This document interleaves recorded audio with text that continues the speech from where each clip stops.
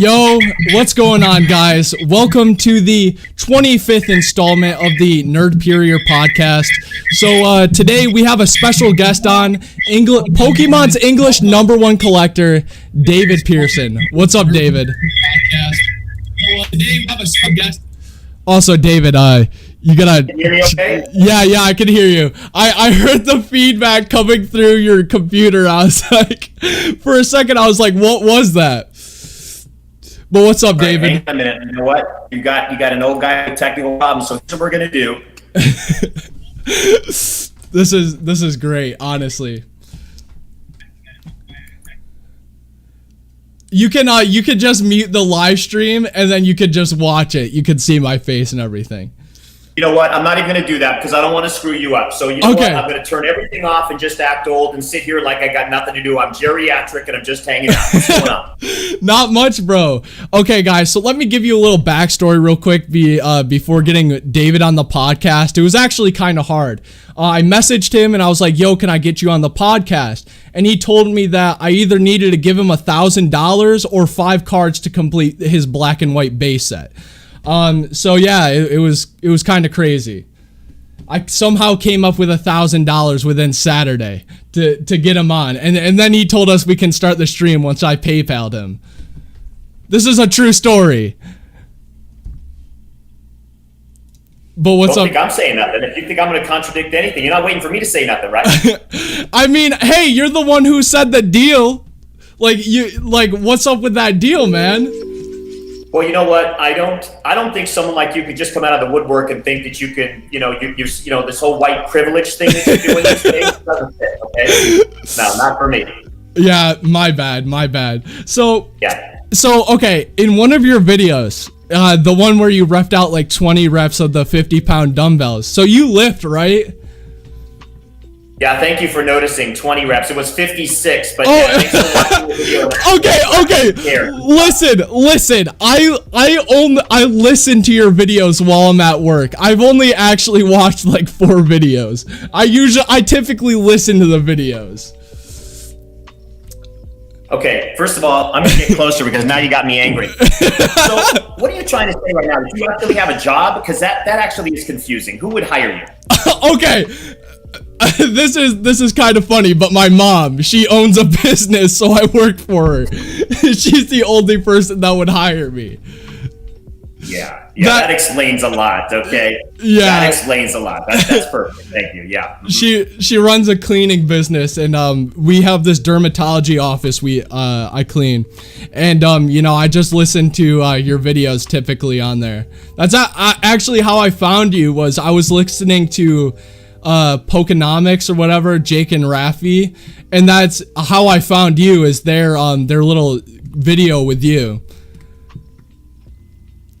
You know, my videos are meant to be watched, not just listened to. And by the way, I'm not sure what's going on at the dermatology office because, you know, maybe you might want to try a treatment or 2 as well. Oh, dang!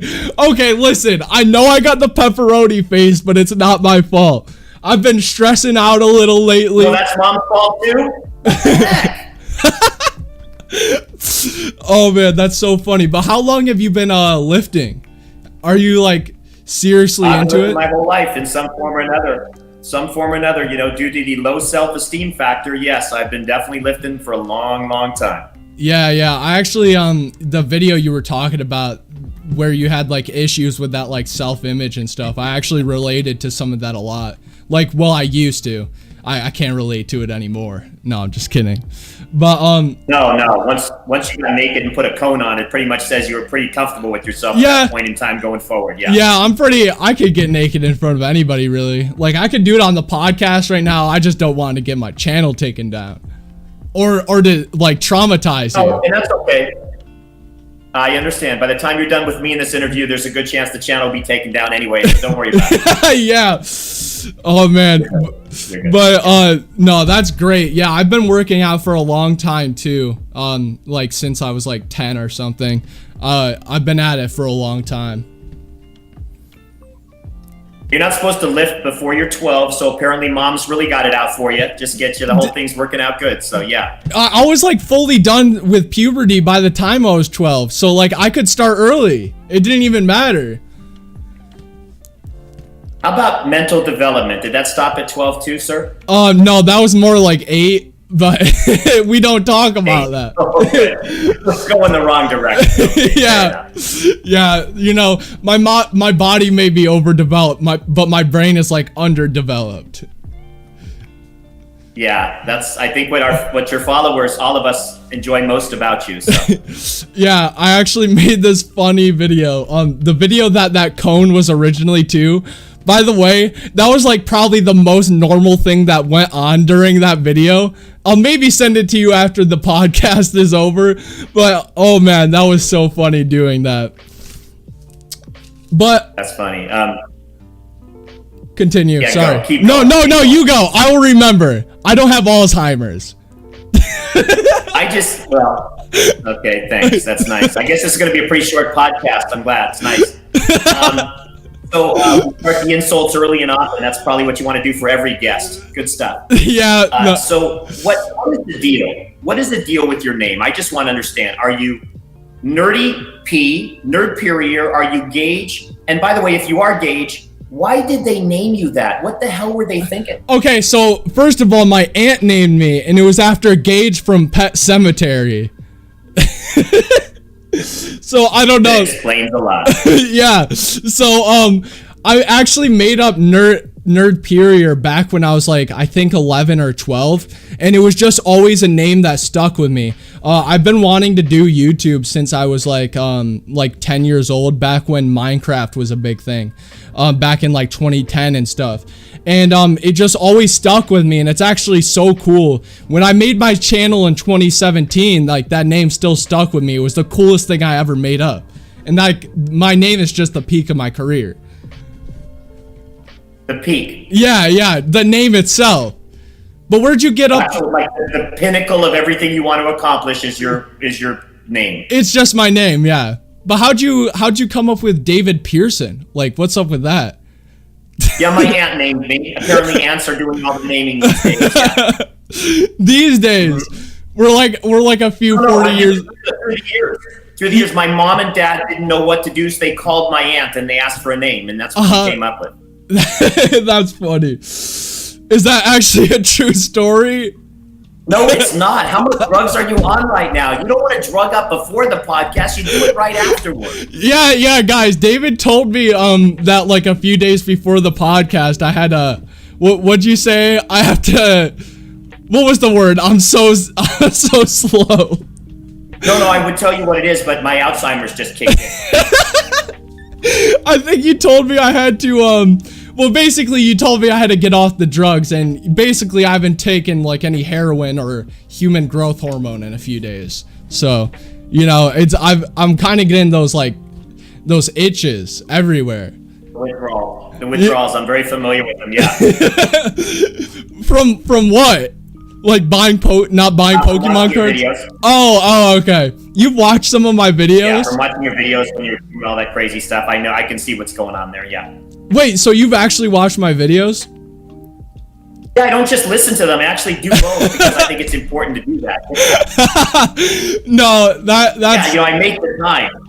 I'm not sitting there cleaning up. I've heard people on my actual YouTube channel, they clean rat cages when they watch me, all that stuff. I saw that comment. You're on a dermatologist before.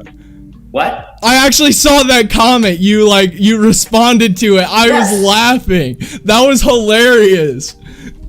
Yeah, and you're down scrubbing a damn floor, listening to me. That's what you find pleasurable. Sounds like your life's going well. Oh, it's going so great, man. My life is a movie. Like, it's pretty great. But that's so funny.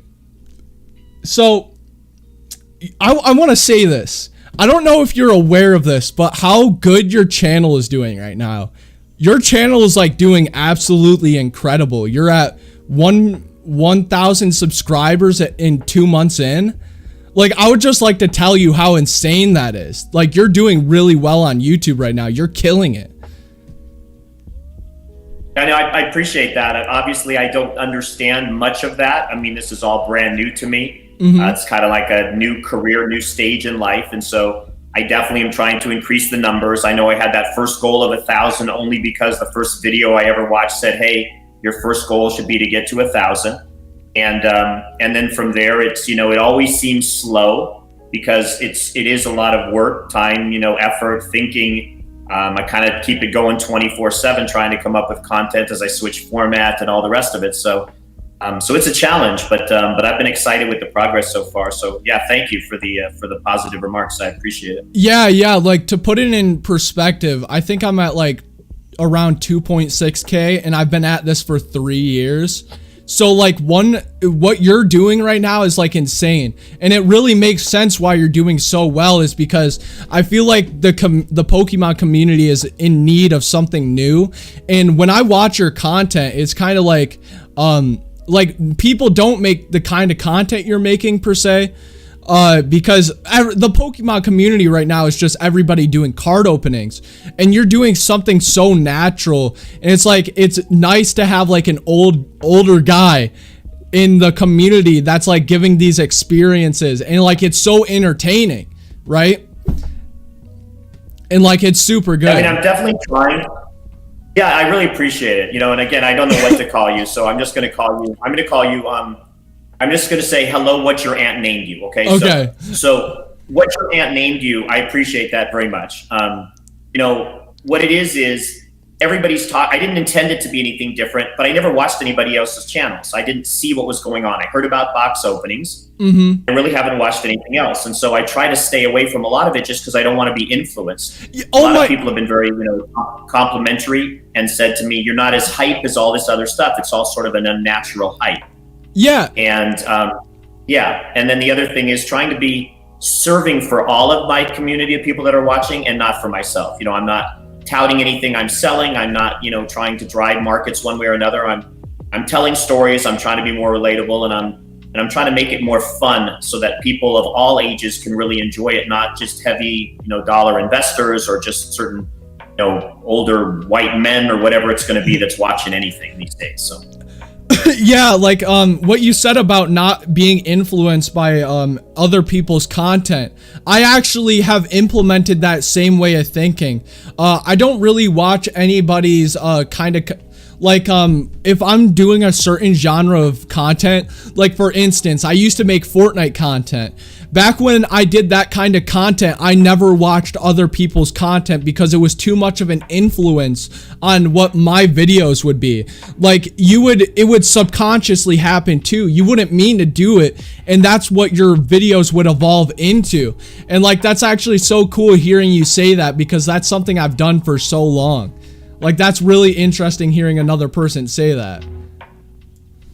Yeah. I mean, and the other thing too is then you get some positive reinforcement with what you're doing. So some people have come to me and say, hey, it is different and we like it, and make sure you don't change it. Make sure you don't try to be like other people. So that's encouraging to kind of try to be true to myself. And what I mean, that's something through my whole life. I've always been really different. I've been very much more of a reclusive, quiet type, very shy, out of the limelight. Think about all the years I've had the collection, and I've never even been out there at all. And so, but then, people that talk to me in the business world say, hey, that's your strength, because, don't call it something against you. Don't say it's a weakness. Say you have a sensitivity that, appreciates other people and cares and listens, and they'll get that from you and use that to your, as you establish relationships. So that's kind of what hopefully is coming across in the channel. Yeah, so something I've been doing is I've been developing something with that like Pokemon content. I've been watching Pokemon content for like a majority of my life. I used to watch gameplays on YouTube like back in 2013.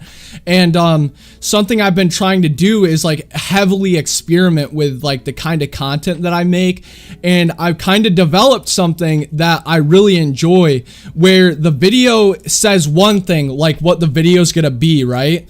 And that's basically the premise of the video, but at some point in the video I make the video do a complete 180, and I start doing like crazy stuff that still pertains to the video, but it's like, just like, holy crap, I did not know this was gonna happen while watching this, you know? And that's something I've been doing with my videos. Like a previous video, I made this video called how to restore vintage Pokemon cards, and it was one of my best videos. And so the video started with a serious tone, and then all of a sudden I started like screwing up this Pokemon card. I was like throwing an axe at it and logs at it, and then I started like, it was a great video, and that's kind of been the content I've been developing, you know? And that's just really interesting that like you're doing the same thing that I'm doing.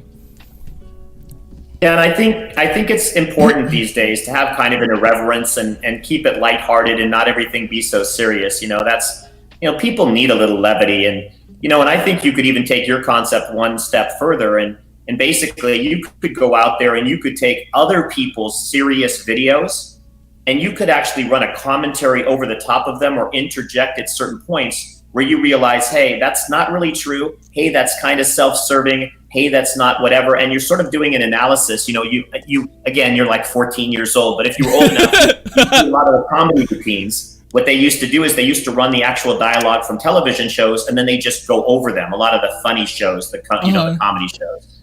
So doing that kind of voiceovers and make things your own and make things your own interpretation of other people's objectives would be pretty funny for you as well. Yeah, I actually have some ideas in store of that. Have you ever heard of ASMR? Yes. Yeah. So I actually have a video that I'm making up in the next few weeks. It's called I Hate ASMR.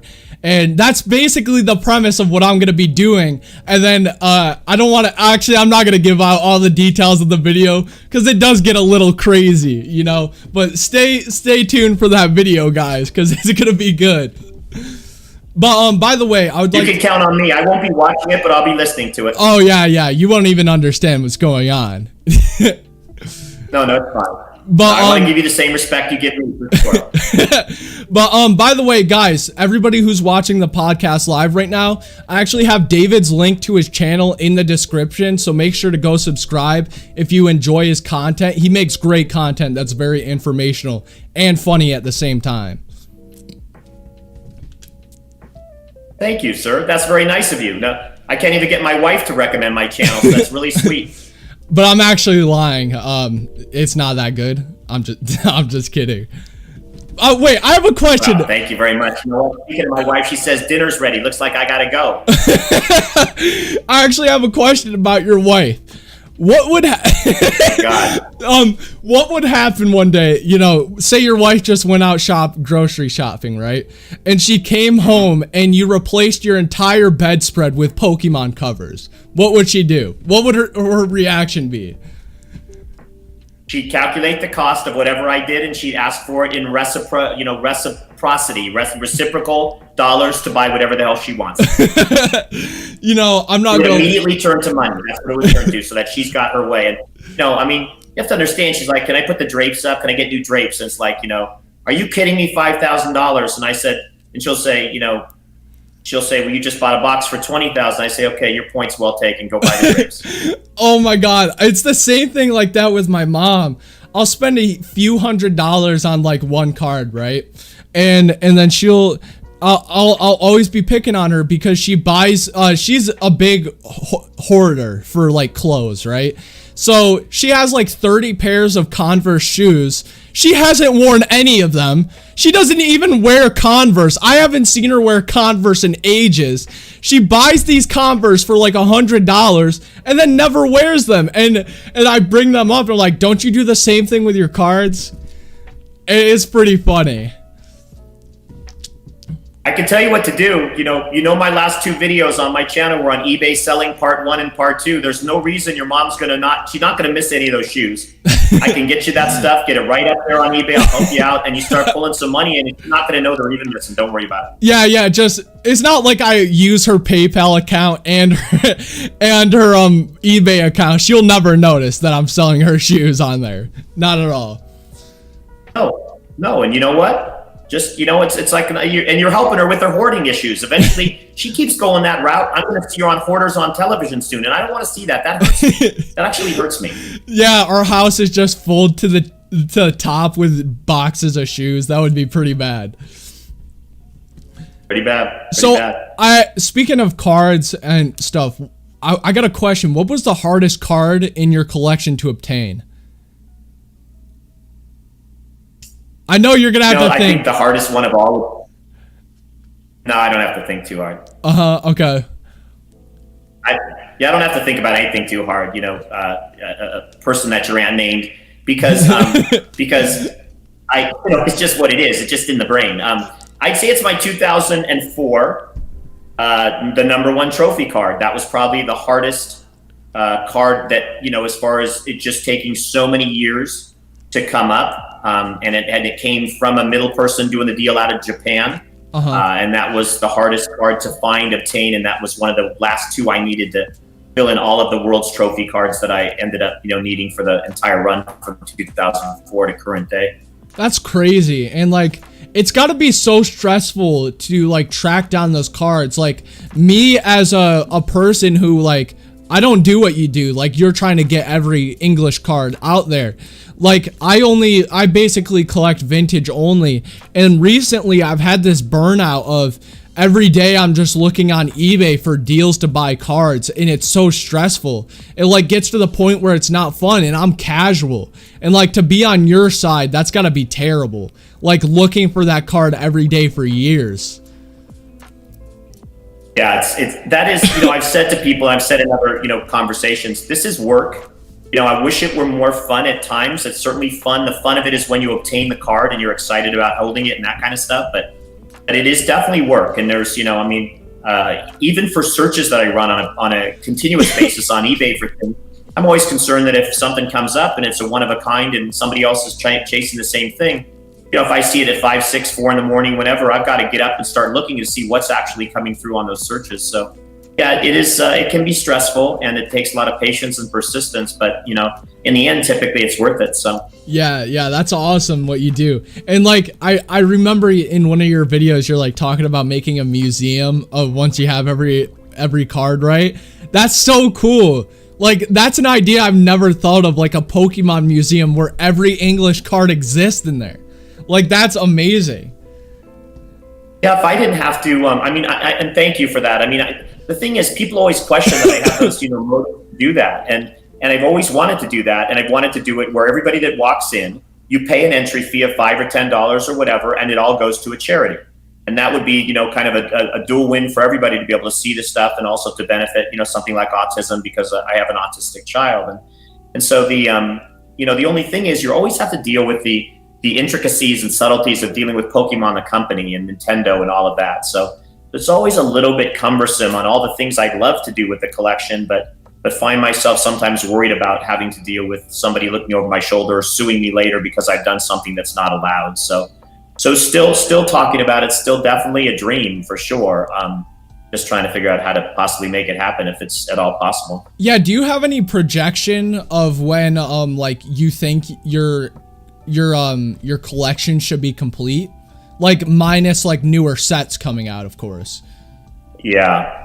I think what I've realized as I've, re-emphasized my focus on it over the pandemic times and been able to indulge more time because I've had more time at home, not physically in the work office. So, and what I realized, which is good and bad, depending on how you want to couch it, is I will never be complete. It will never be complete. So I'll be close. I'm getting closer day by day. I get closer. Occasionally I find a card or a deck or a box or whatever. But because of these, 1 and 2 kinds of cards, unless I get lucky and finally produce a list for all the people who are now watching the channel and saying, can I help you? If I do that and then people say, gosh, I actually have that promo card from 4 years ago. I still have the blister pack or something. Maybe that will get me very, very close. But I think I'll always be just a little bit off. Yeah, and maybe that's... I was going to say, maybe it's 50 or 100 cards that I'll need, something like that to finish off everything. Maybe 50 cards. Yeah, that's what I was thinking. Once you have that viewer base, I feel so many people, I see YouTubers all the time, people even send them cards, which is crazy in itself. But imagine if you get a mutual, you both benefit from the deal, right? You get to complete your collection and they get whatever you're willing to pay for that card, which I'm guessing is a lot. since like if you're like chasing a card down for years, right? And like it's mutual like benefiting you guys, and like that'd be great, like something that a pro of YouTube is for you. That would be the best of both worlds. That's right. Exactly. A win-win, which is how I want every deal to be when I'm dealing with any kind of buy-sell type of situation. So, and at that point, that might change my thinking. I mean, these cards I'm looking for, they might be a $20 card, a $10, $15 card. They just aren't around anymore. So if I said to somebody, look, I'll give you $500 for the card, or I'll give you a booster box or something. Yeah, it's kind of a lose for me in the sense of the cost factor, but it's a win-win to really say, okay, I really have every card now. And it's amazing as I check off the complete master sets one by one by one by one, I don't have a ton of, sets left to go as far as what's missing. So that's very much a possibility. I mean, that's really an exciting thought as I'm able to continue to cultivate more people that I consider friends. So. Mm-hmm. How do you go about collecting newer sets? Like Darkness Ablaze is coming out sometime next month. Like, how are you gonna go about getting every card for that master set?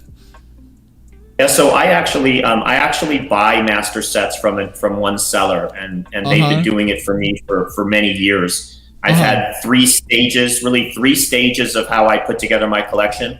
In the very early years, I bought several collections. Well, I bought a couple sets, then I bought several collections to get all the early sets. Mm-hmm. And then after that, I was involved with a gentleman whose son was very active in the game at the time. And he kind of built sets for me, but I went in with all the product so that I got both the sets and the extra cards. And then last decade or so, it's been pretty much having the sets built for me. So one of the new videos I did on my channel was to do with, if you weren't buying a master set or a full set by itself, how I would go about building it. And then I'd probably be buying 4 boxes or 6 boxes or whatever and trying to put it together. Because for the same money, it's about the same money. It's a little cheaper to buy a case these days, $550. Yeah, that's for 6 boxes versus an $800 for a full set.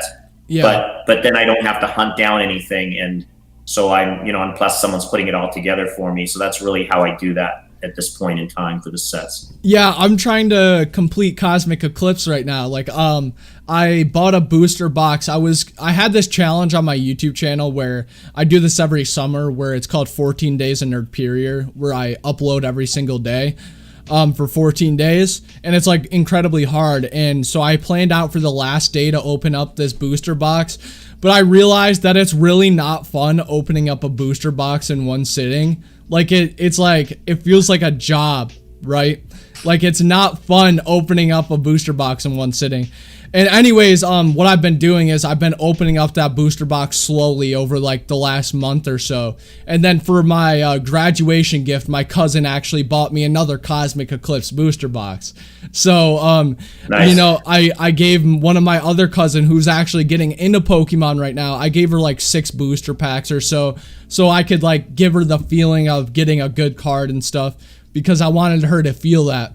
And I'm just slowly filling out Cosmic Eclipse, and not gonna lie, it's actually really fun to complete modern sets in the way that you're getting all the cards yourself, And that's absolutely true. Like sometimes I wonder if people would say, gosh, his collection doesn't count because a lot of it's been made for him, but it's no different. I mean, when I was a baseball card collector 30, 40 years ago, even longer, 50 years ago, they all came made for you. They came pre-made from the factories and stuff. And I've made sets myself in the Pokemon stuff too. But, at some point, the end goal is to have a set, however you get there. Yeah. Have, near mint to mint cards or whatever you're looking for in that format. And there's nothing like the excitement of opening stuff. But, eventually it's going to be costly one way or another. If you're opening and you're not putting together a set, then you kind of have extra cards. You either have to sell them somewhere, or it's the cost of enjoying the opening and that you're holding them. But I'm just curious about something you said. You said it isn't as fun to open a full booster box. Why? Why do you say that? Because to me, that would be the most fun. So I always had this dream. As I told you, I've been watching Pokemon content for a long time on YouTube, like before I even did YouTube. And what I always watched was booster box openings. And my dream was always to, I think it was 2013 when Plasma Storm came out, right? Which is my favorite set ever made, the Black and White Plasma Storm. And I always wanted a booster box so bad, and I saw people opening it up in one sitting for a video on YouTube. And I was like, I always want to do that. So this past year is when I finally bought my first booster box. It was a Unified Minds, and I opened it up all in one sitting. Well, actually, I opened it up in 2 days. I opened up half one day and the other half in another.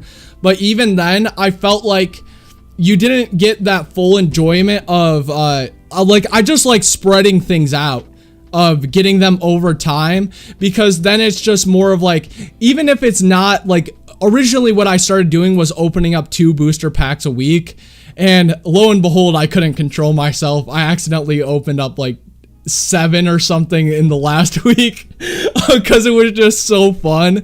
But I just felt like opening it over time has more enjoyment than opening it all at once.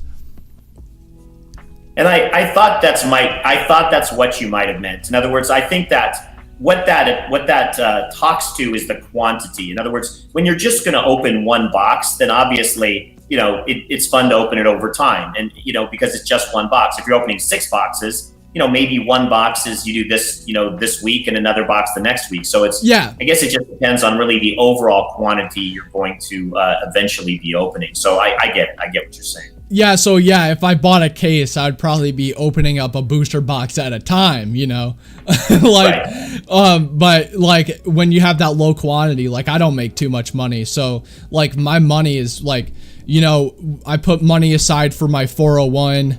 I put most of my other money into Pokemon cards, which honestly, I've been thinking lately, like, it's kind of stupid how much money that I spend on Pokemon, and like I should be like, I think I commented on one of your videos, but like everybody says the Pokemon market is insane right now, but God, the weightlifting community had the biggest spike ever, because at the beginning of coronavirus, all these like things, like for instance barbells, out of stock. Every single website, Rogue Fitness, they had not a single barbell in stock. I'm talking about like these $700 barbells that nobody buys. They're out of stock, right? And just holy crap, like I had so much money saved up for building my home gym, and now I can't even do it because I spent it all on Pokemon cards. But that's another. Yeah, that's so funny. I was online looking for all that stuff when I realized I wasn't gonna be able to go to the gym, and I was shopping around this whole country for not the 52.5s, but the 92.5s, because I wanted to have something that was heavier. And there was no chance. I mean, between the prices that were being charged, between what you'd have to pay to shipping, it's like, you know what? I'll just do the 52.5s. I'm old enough to give myself a justification now. So. Yeah. Like even with stuff that were in stock still, like I've never seen companies raise their products by hundreds of dollars. There was this, Farmer's Walk implements that were like a few $100s. Then they were like $600 after coronavirus. And I'm like, oh my God, I'm never going to be able to build my gym. And like, it wasn't even my fault. I was going to build my gym prior to coronavirus, and then coronavirus just comes out of the way and ruins my entire day, Yeah, you may find that the story of your life sounds to me like it's going to be a day late and $1 short. So you may want to change your YouTube channel from Nerdperior or something like that. That may work better for you. Yeah, definitely. But I have a question. I want to get your opinion on this, because this was something that I was thinking about. Because I was thinking, do you know how it's like very materialistic to be like buying all this jewelry and cars and stuff, right? You know what I'm saying? Like rappers blow up, they have all this money and they spend it on like Lamborghinis and stuff. Right. So I have a question. Do you think collecting Pokemon cards is inherently materialistic? No, I guess I don't, only because of the value. I mean, I think it could turn out to be that way. They say there's that old adage about, he who dies with more toys wins, or something like that. You wouldn't know that because you may never reach old age, but I am old age, and so that's what they say. just take it for granted. Okay. It's anyways, I won't get into the legal ramifications for you, but as far as materialistic goes, it's a little different. I mean, I think that a lot of collectors come from a different place. They come from a place that, I find that a lot of collectors are more, a little bit more self-reflective, generally, not always, but maybe more reclusive.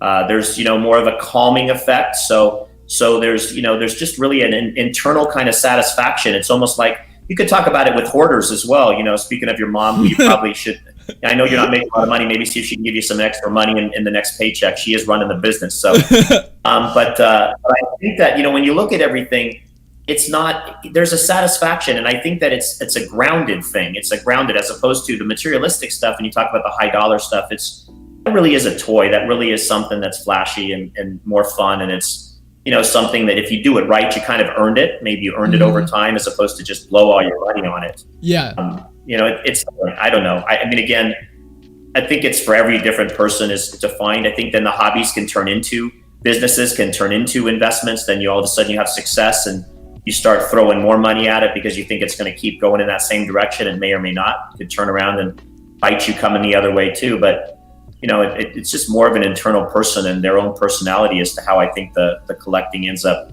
impacting them. Yeah, because I was at one point I was spending all my money, like all my paycheck, on Pokemon cards. I was like thinking about it. I was like, am I just being materialistic, right? And like I don't really need this stuff. And I was like, is there, like, I don't know. Sometimes, like, I don't know if you've had points like this, but like you feel like you're a slave to your own desires, right? And like I kind of felt like that, and I'm not doing that anymore, like spending all my money on Pokemon cards. But like I certainly felt like that at a point. But it's kind of like this, like it's blurry. Like the lines are very blurred with Pokemon cards, because like I don't know. It's just weird. I think that's true. I mean, I think that, but I think that's part of the fun of youth. I think that your feelings of that at 18 will be different at 28, and it'll be different at 48, because, youth really is about sort of finding balance in life and finding, okay, well, I really enjoy this, but I can't spend all my money on it. And, and I've told my own stories in the videos about when I was gambling at 18 and had to basically stop because I realized I was, I had an addictive personality, and I had to make sure that I wasn't going to throw away all my money through life gambling. And so you could take that to anything, and so, it's learning and continuing to make progress and evolve, and collecting is no different. I think a lot of people think that they can do both. I think, I've had many businesses in the collectibles industries over the years, and it's very hard to be as successful as you can be being both a collector and an investor. You really need to segregate, and you need to have, I don't even recommend doing both at the same time, but if you're, if you like certain things you collect on the side of while you're selling and buying and being, running a business or investing, that may work. But if you really want to be the best at either one, it's tough to do both at the same time. Yeah, I could imagine. Like me personally, I'm definitely a collector. The last thing I think about is the value of the cards, right? Like of flipping them or whatever. I never even think about, like, I wouldn't even sell my collection. Like you can name a price on it, I probably wouldn't, I definitely wouldn't sell it. And like, cause like to me, those cards are like, I got out of Pokemon back in 2013 after X and Y. I don't know. Have you played X and Y? Do you mean actually played the game? Yeah. I mean, certainly I collect all the cards, but I've never played the game personally. I know how to play the game, but I've not played the game, no. Anyways, well, I've always been interested in Pokemon, and like I own every single game besides the newer ones. And like I was like, I'm a big Pokemon fan all around. And 2013 came around and X and Y came out, and that was the worst year of, like, that was the worst Pokemon ever released at that point. It was the worst game ever, in my opinion. And this is like, I don't know how old I was at 2013. Yeah, I can't remember how old I was, but you can work backwards. It's something like 11, but don't hurt yourself. Okay, so I was born in 2002. I was 11. Okay. Math is not my strong suit. But anyways, I was 11 at the time, and even as an 11-year-old, I was very I was critical of the game. It was that bad. You know how like when you're younger, anything pleases you? That game. I'm not going to agree with that. My anything was just food, but go ahead. But like even then the game was terrible, and then like the X and Y cards were released, and those were terrible too. And that's kind of how I got out of Pokemon. I ended up selling my entire collection, which was a stupid idea. I miss a lot of those cards a lot, but it's good knowing that I sold it to my friend and he still owns all the cards. So I did. Oh, that's cool. So that's cool. Yeah, I didn't actually like lose them. I can see them if I want to, but I won't buy them back from him. He bought them from me fair and square. But I think of this now as my collection now that I've grown in like the last half of a year, as like my childhood collection again, because I have all these cards that I never had, and then I have the cards that I did have too, and it just feels awesome to have them again. And I hope one day I lose my collection, like I forget about it, and in 10 years from now I find it again and I'm like incredibly happy, because like I always see people like in your Discord like, oh, I found these cards in my basement. Like, man, I've never had that feeling.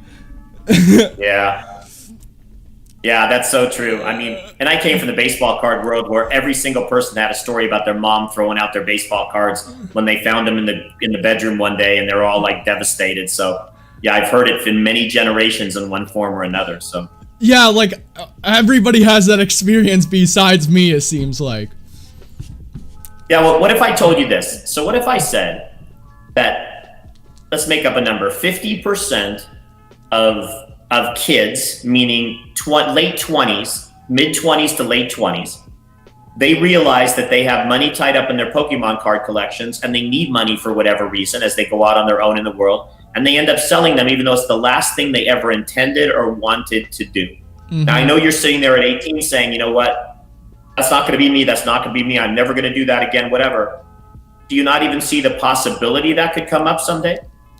Oh, definitely. I do see the possibility. But like something I think about is I'm kind of lucky to be in the situation I am in. My mom runs a business, and I will always have a job, and like she's like building an apartment for me in the basement, and obviously I'm gonna pay bills and stuff. But I just feel like I probably like the man, words are hard for me, man. But like the chances of that actually happening seems very low to me, but I could see myself, if I really needed it that much, that yeah, I would definitely like if I had a family or something and I needed that money, I would sell my collection, because at the end of the day, even though I don't have a family, taking care of a family is way more important than some shiny cardboard.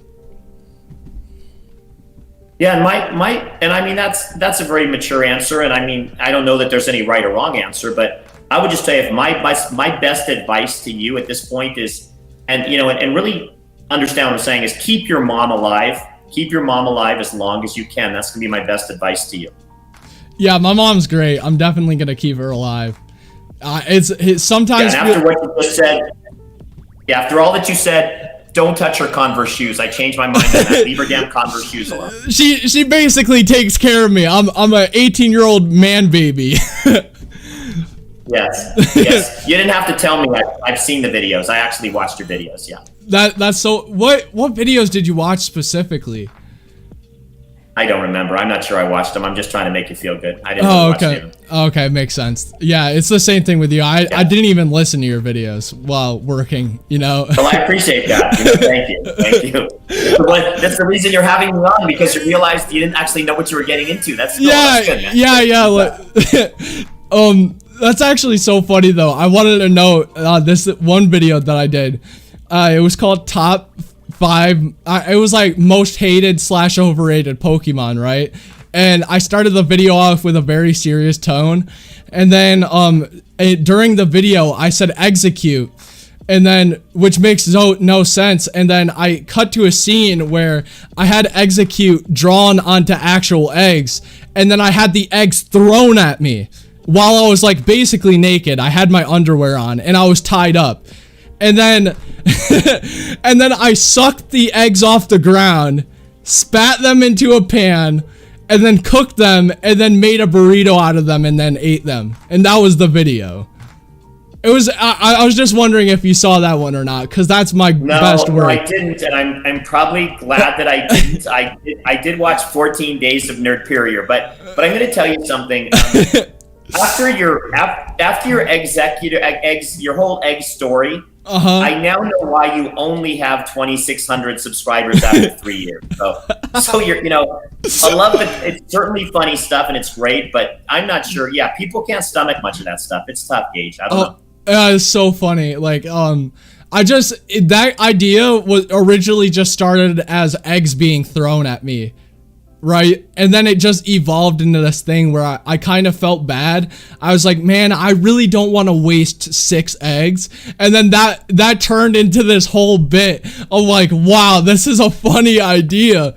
And like, that was one of the best videos I've made, like, to this day, even though that's very clever. That is really clever. That's cool. Yeah, like the video itself was actually kind of bad. I was in a time crunch, and with like uploading as frequently as I did, like being in time crunches sometimes, like I re-recorded that video one time and like it still came out bad, but like the egg part came out perfect, so it didn't matter. But I just wish the video around the egg video was actually good, because I feel like not a lot of people even got to the egg part of the video because the beginning of the video was just so terrible. Or maybe I'm just overcritical. I don't know. Maybe you want to cut it and just leave that piece in there. Maybe that's a better way to go forward. I don't know. Yeah, but I did that. I mean, I'm doing that now, pointing people to my Dominoes with Dex video, just because I don't think they like watching anything else I'm doing. So this way, at least they can watch something that they've never seen before. Yeah, dude, the Dominoes with Dex was like such a good idea. That was so original. When you said that, I was like, holy crap, that's like a great idea. And then like, was there like a trainer A and B deck in there? I can't comment on that specifically. So I just, because I may need to sell those and I don't want anybody to think they're actually damaged. Oh, okay. All right. Well, let's say hypothetically. There was no. I did not bring out the deck video for that. No. So let's say hypothetically there was an A and B deck there. That would have been like so like edgy. Like that would make so many people cringe. Yeah, you know what? I could have done that actually, because I've got empty boxes. I should have done that. So yeah, thank you for the great idea after the fact. That's really sweet. Oh, you know what's a good idea? You could like do Jenga booster boxes where you stack. You know what? That's already the next idea, buddy. That one's already being formulated. Wait, really? Like you already had that idea? Yeah. Oh my god. Yeah, I swear to God. Yeah. Great minds think alike. Great minds think alike. That's right. That is awesome. That's already an idea for you. Oh my god. Like I could just imagine like stacking first edition base boxes, like you could like reseal them, right? And make them look like there's stuff in it and just tower it down, like dress up like Tyranitar. And it could be like a Godzilla, it could be like a reference to Godzilla. That would be classic. Yeah, that would this is like that's a good idea. That's like the kind of stuff I wish like I have ideas like this all the time, but like I've never had the like ability to spend money on making a video like that for like a certain part of the video. Like I'm that dedicated to do that, but I just don't have the money to do that, you know? Yeah. You know what? Everything starts with an idea. So eventually you know what? Maybe it'll push you towards marketing and all kinds of crazy things that, and finally get out of that basement. I don't want you to live in the basement forever. A couple of years are okay, but then you and mom got to part ways. I don't know, man. If I never get a girlfriend, I don't think I'll ever move out of the basement, to be honest. And I don't think that's going to happen at this point. I'm going to help you with that. I got a few things in the works. Don't worry about it. How to get a girlfriend video? I can help you. My life lessons. I know what I'm doing. I may not look like it. You're thinking to yourself, nobody would want that guy, but yeah, a few girls have wanted me. It's okay.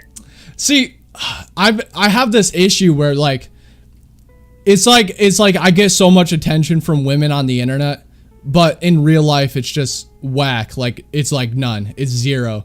Besides this one girl I'm talking to, but we're not gonna get into that because it doesn't even matter. It's not like anything's gonna happen there. You know what? I think you had more going on in that first situation than I've had in many of my fourth and fifth dates. So you're okay. Yeah, like that. I'm talking about the swimming hole, but I'll just leave it at that. Yeah.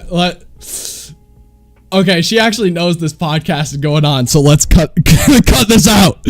I may or may not have told her that this podcast is going on when we hung out, but that's funny. Okay. I was really surprised how much you thought of her. It was really nice to hear such kind words, and so I think that's a great foundation. Despite the swimming hole. Yeah. Dude, David. Listen, you're ruining this for me. No. You have her. You know what? Reach out to me. I'll tell her everything you said. I'll write her. I'll give her some of the poems that you told me you wanted to give her. I don't want you to be embarrassed about that stuff. Okay. I wrote a whole play for her. Totally. That didn't happen. No, it was very Shakespearean. Outside of the fact that neither one of you died in the end. So that was all. Yeah. Yeah. That's unfortunate though. I wish it ended with just dying. No, I'm just kidding. Take some pressure off. Sure. So I may want to make this a last question because I don't want to keep you for too long, and I told you we would be able to go for that hour mark. You said you didn't think it was going to last for 20 minutes, but we're at 52 minutes right now. Yeah, but you've dominated most of the conversation. I've actually got a running total here. I've spoken for 12 minutes and you've spoken for 50. Okay, listen. I thought for my $1,000 that I paid you, you'd be running my own podcast. I thought I was going to be basically a guest on my own podcast, but apparently not. You know what? I'm neither the producer nor the director. I'm just a hired talent, okay? I don't know anything else. Just keep going. Okay, so this is a hypothetical. Thank God. If you had to start at 0 cards in your collection and you wanted to obtain every single card still, like say you lost at never mind. Let's say you started at 0 and you wanted to obtain every English card. What would you start with?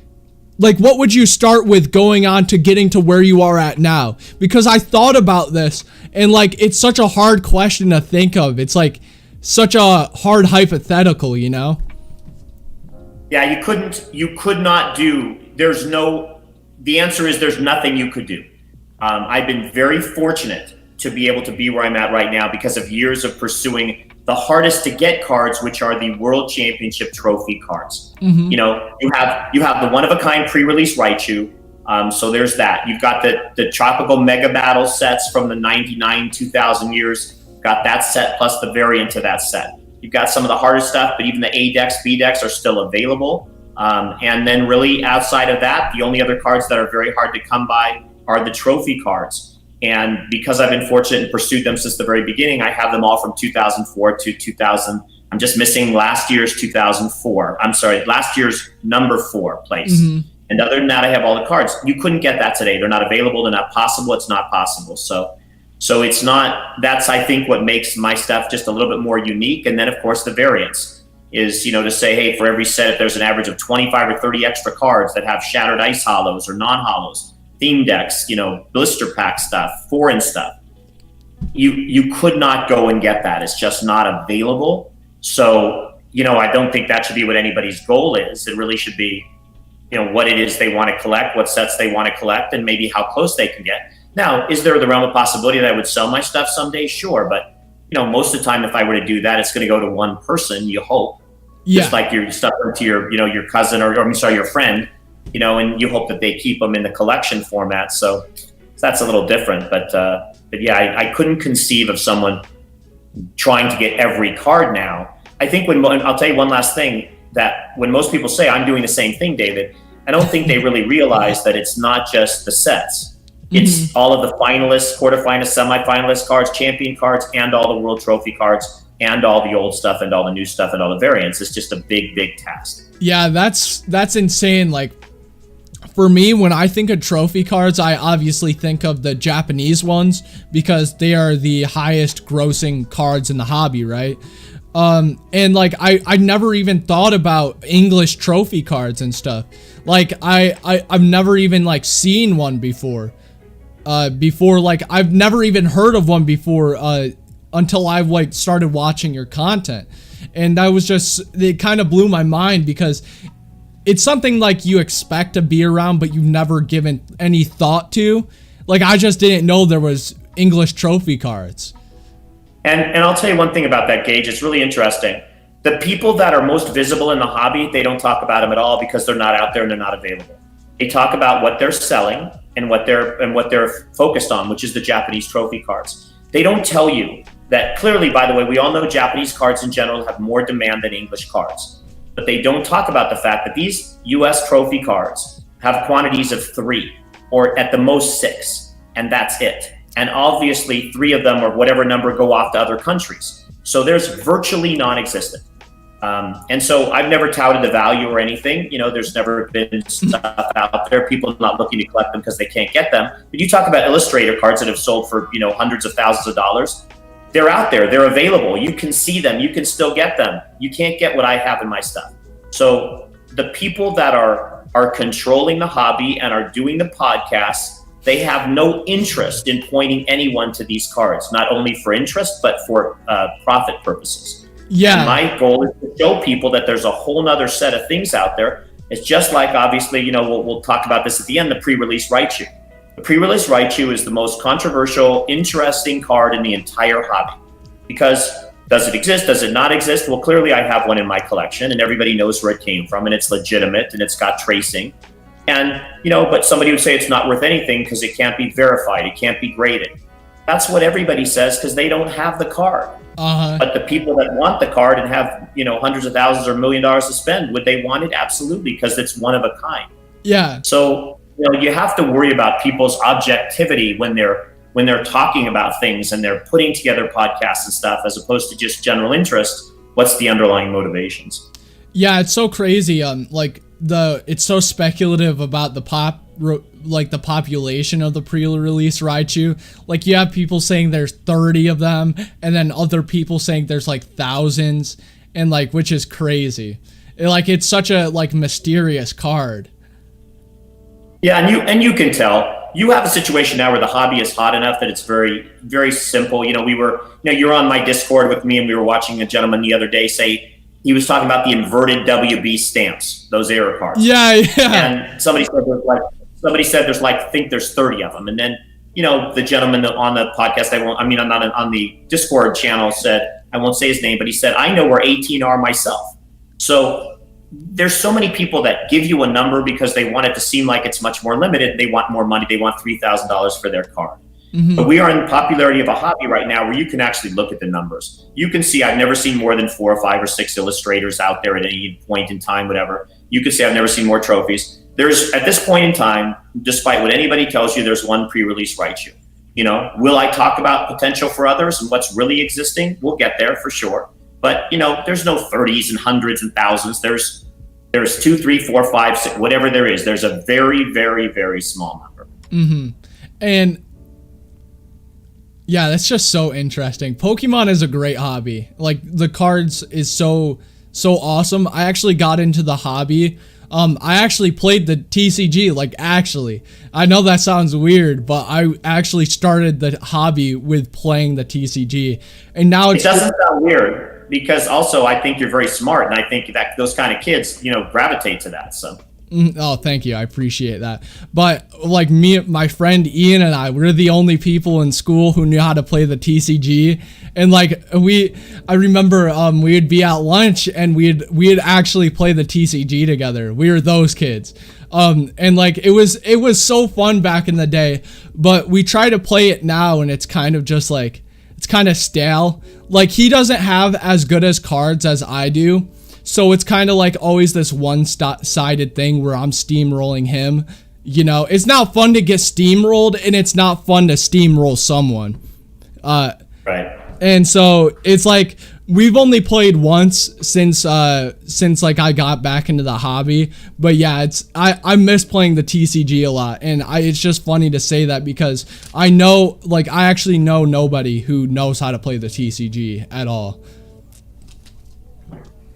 I always think that's interesting because I'm always surprised by how many people collect that don't play the game at all. I kind of thought I was one of the very few, and I found that there's so many of them. And one of the things about playing the game is not only do you need to know all the strategies, which once I was trying to learn it and pick it up online, because I actually envisioned myself maybe going out into tournaments again, not again, but for the first time. And I found out quickly, despite how improvement I was making, it was impossible to strategize over all these people that were so much quicker and better.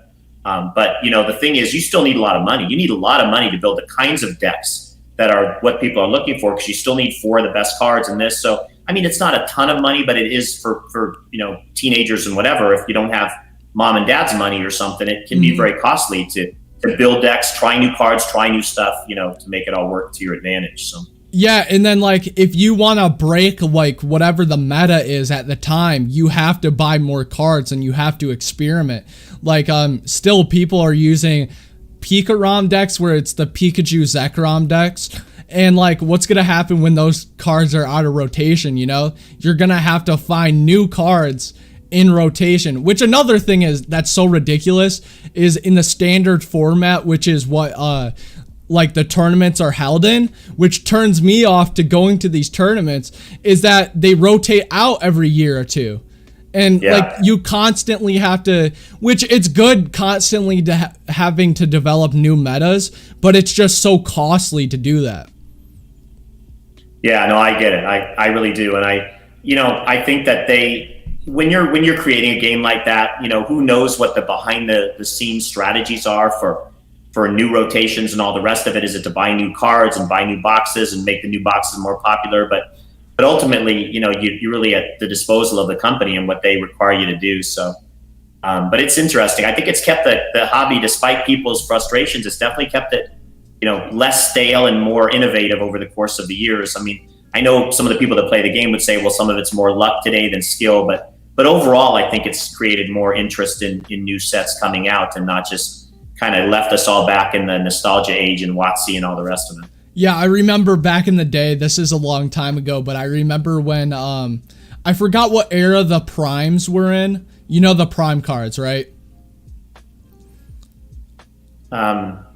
I don't know if I don't know which ones by the name Prime. It's not hitting. Like Donphan Prime, Feraligatr Prime. Like this borders would be silver. I think it was like in the Diamond and Pearl era. Yeah. So I remember. Yes. I remember back in the day when Donphan Prime and the Sneasel cards were like dominated the scene. And like I remember they were in every single deck. And nowadays you just see these cards that have like 300 HP and they seem impossible to kill, right? Like it's just so crazy how the times have evolved. Like I remember back in the day looking at Donphan Primes on the internet and they were expensive because how playable they were. Like it wasn't because they were rare, it was because they were highly playable, and that's what made the cards so expensive. Like the rare candies or whatever. Yeah, and like there's so many cards of like that that are just expensive purely because playability. Yeah. So you want to leave it off there because I think that was a good podcast. Yeah, that's cool. I'm just gonna tout one thing just because you brought it up and I thought it's interesting. So you talked about materialistic, okay, and I think that's an interesting word. So I'm gonna say that tomorrow morning I release my next video, and it's called, and I titled it "Which Would You Choose?" And I will, inside the video, I'll show the Hidden Legends EX set. But at the same time, I've got a new segment called "Which Would You Choose?" that addresses a little bit of the materialistic aspect of what you're asking about. So make sure to look at my thumbnail pic, and anybody that's interested, I'd love for them to take a look at that video. Yeah, guys. So if you don't know, the link to his channel is in the description. I highly recommend following it. It's great channel. Really like great humor. That's very wholesome. Very wholesome humor. So yeah, definitely. And wholesome wholesome and understated. Yes. Yes, it's very funny. But yeah, guys, thank you for coming out to the podcast, the 25th installment. Thank you, David, for coming on. Like I was actually really nervous asking you to come on and stuff. I don't know why. I was just pretty nervous to do it. You know what? You're fantastic. Don't be nervous. You're going to do great. You got a great mind, a mind that's 24/7 like mine. So I envision big things for you. I appreciate you having me on, buddy. Thank you very much. I appreciate it, David. All right, see you, dude. Thank you. Okay, take care. Guys, that was a great podcast. Yo, chat, I am sorry that I have not been able to talk to you this whole stream. Obviously the podcast was about David. The podcast was just about having David on. So thank you everybody who came out to the stream. Matthew, Vegas, Riley. But does he have the Pikachu illustrator? Matthew, no he doesn't. He only collects English cards. But yeah, thank you everybody for coming out to the stream. This was so fun. Thank you to David for coming out. I really appreciate it. And so thank you guys so much. Make sure you guys go subscribe to him. He's great. And yeah, cue the outro music.